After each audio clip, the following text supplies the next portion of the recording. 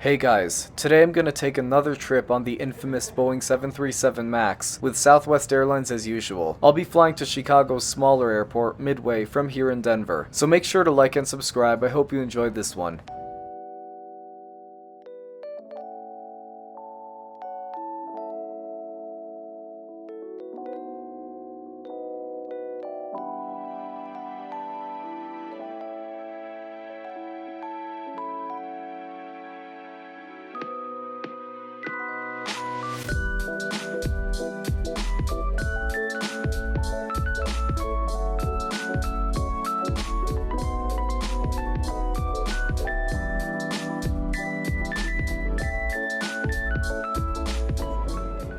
I arrived here at gate C45 on the 737-700 and then went over to the departures board to check the gate for my connecting flight to Chicago Midway. There were 6 scheduled flights to both the Midway and O'Hare airports listed, but I would be on flight 698 out of gate C49, so just 2 gates down from where I arrived. Gate 60, please return for a lost electronic item. If you can, from Kansas City 1686, please return. When I got to my gate, there was quite a bit of time before my plane would even arrive. It was coming from Pittsburgh and still had quite a ways to go, so I thought I'd take a walk around the airport and grab some lunch while I'm at it.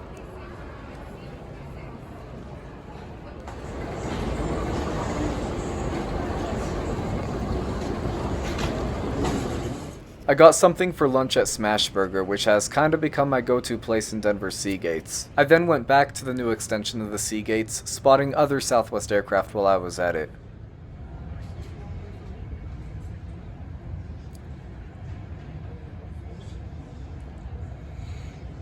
Here at the end of the new Sea Gates extension, we got a small outdoor terrace, where we get a bit of an apron view. I didn't even know this place existed until now, but I think Denver Airport getting one of these has been long awaited. I wish they would have put this on one of the long sides of the concourse, as then we'd see much more airport action. But at least we get a good view of the Denver Air Connection jets.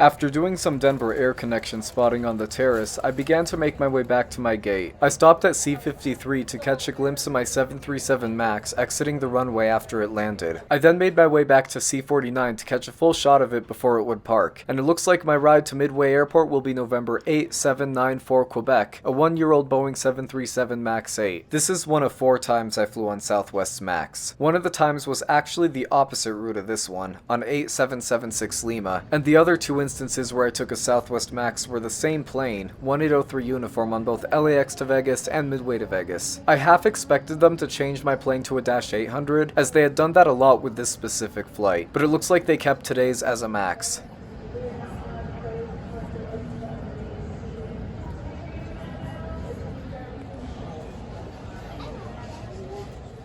I got a pretty good boarding position today, B16. Unfortunately, this is probably the last video where I'll take an open seating Southwest flight. More on this later. All of our seats are going to be up at the front of the plane. So you do see a little seat. So, welcome on board yet another flight on the infamous 737 MAX. Like all the Southwest MAXes, we are in their newest product, also known as the Heart interior, present on all of their MAXes. Unlike the older interiors, the seats are quite thin and, in general, not the most comfortable, though they do have adjustable headrests, but the legroom is incredible, so it makes up for that. I prefer the Evolve interior on the Dash 800s, as you get the best in both seat padding and legroom, but I'd still take this Heart product over the Dash 700 interiors. I don't want to wait to get there.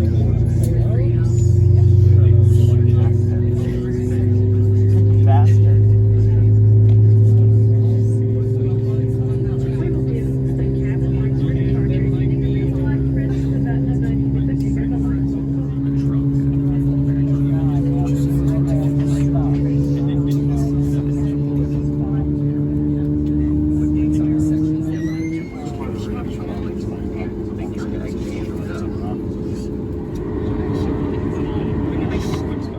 Sorry about the weird video angle. I don't know how I ended up filming it that way, but somehow I did. Anyways, before we take off, I should probably go over some of the changes that Southwest will be undertaking through the next year, as this might be my last Southwest video before they make these changes. For one, by early 2026, Southwest plans to get rid of their unique open seating thing, and will move towards a more typical assigned seat method. They will allow you to pre-select your seat, but I don't know if they'll charge a fee or not. What do I think about this? Well, I am not very happy about this change. I've always liked Southwest's open seating policy, as it allowed me to score a window seat in all of my trip reports on this airline, but it's whatever. It's probably inevitable that they were going to do this eventually. They're also going to be switching the snack mix, I know, to a more simple bag of pretzels. I still haven't tried the new Southwest pretzels, but I'm still kind of sad about this, as I think their snack mix is pretty iconic, and I've always enjoyed it. But I've also heard their pretzels are quite good, so who knows. Additionally, Southwest is getting new interiors. I don't know what to think about this. According to ABC News, Southwest confirmed that they'll have the same width and legroom as the current seats, which by that I assume they're referring to the heart seats that I'm in right now.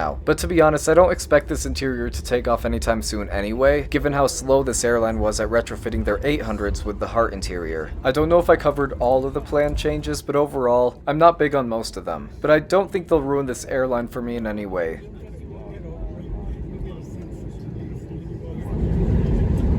Yeah. I can imagine what it'd be like to add Easter. I think we can do that.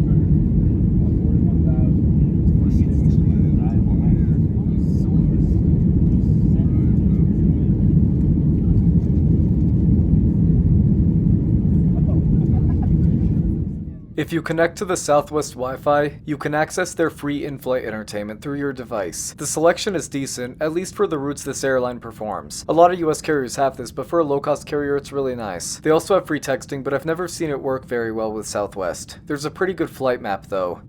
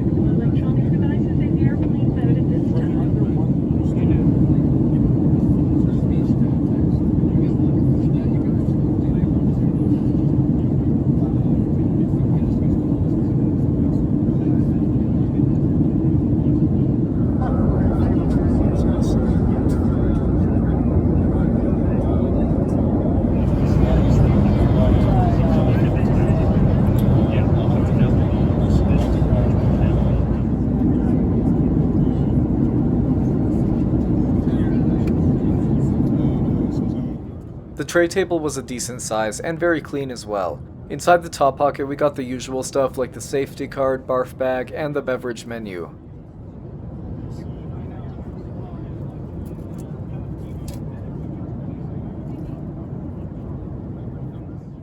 Soon enough, the cabin crew began drink and snack service. For starters, we got the snack mix, and for my drink I chose ginger ale, and it looks like I got one of the napkins that show Southwest's original route triangle. Sad to say this, but this is probably the last time you'll see this snack mix on my channel, as I believe Southwest already made the change. Didn't know that at the time though.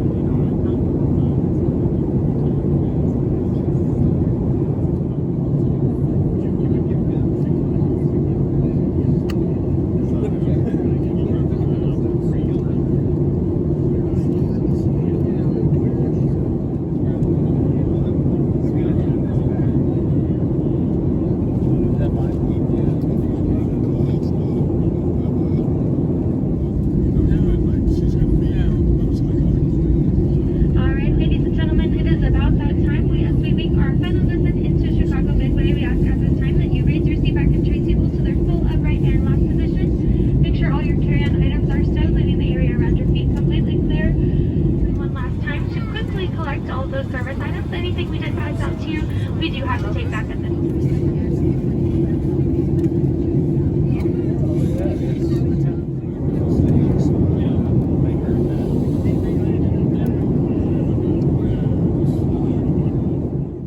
I have flown out of Midway twice, so it may be a surprise to find out that this is actually my first time flying into Midway. One thing interesting about Midway is that its total area covers 1 square mile, so its runways are short enough to the point where wide bodies aren't really allowed to go here. So landing here for the first time was quite a cool experience, especially with the rain.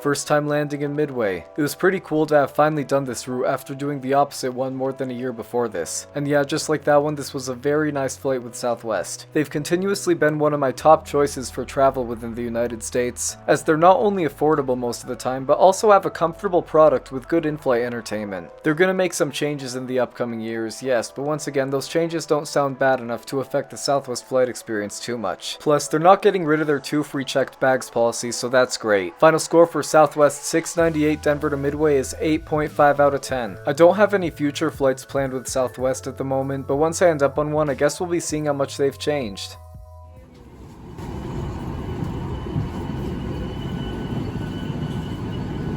On my way out, I spotted Missouri 1. If you're a longtime viewer of my channel, you probably know that I was on this plane 2 years ago and have a trip report. It's a pretty old video, but maybe a good watch. Sure was nice to see this plane again.